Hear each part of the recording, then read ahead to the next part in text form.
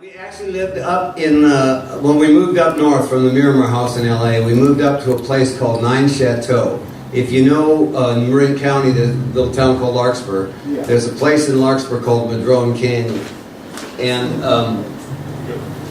one of the guys, the bass player, his girlfriend had worked with a woman who had then moved up there. It was an absolute shambles. It was a total mess, and the people who lived there had trashed it. So David and, did you go with David to meet the landlord?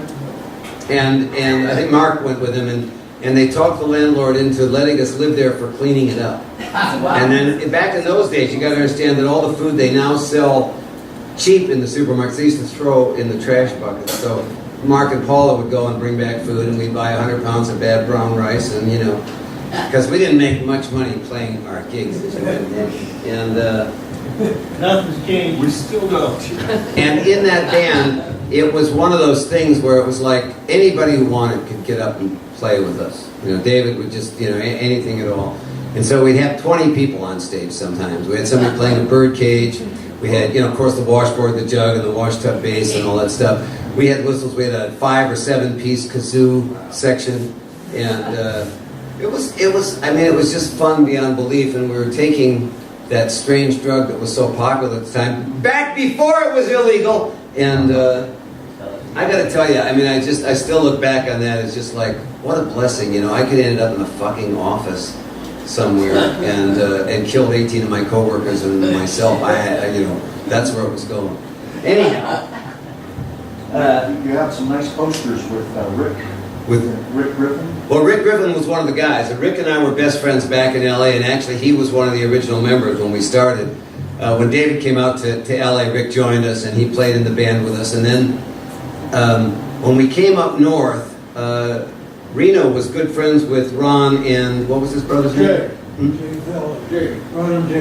Ron and Jay Thelen, who ran the psychedelic shop. And they decided to, David, Reno also was an artist from Chenard, and a kid named Craig Erickson, who was the up-and-coming star of that whole world, and half a dozen others. All the guys, the drummer was a guy named Bob Burton, he's dead now, and the washboard player, a guy named Harvey Fox. These were all Chenard artists. You know, I was the only one who couldn't draw, and you know, when I draw a picture of a dog, some would say is that, you know, a horse or whatever, you know. But these guys were all fantastic artists. So they put on a Jook Savage art show. And Rick Griffin did the poster for it. If you look for it, you can still see it. The what do you mean, like cataract surgery? See it? New improved Jook Savage psychedelic shop art show, whatever the hell it was.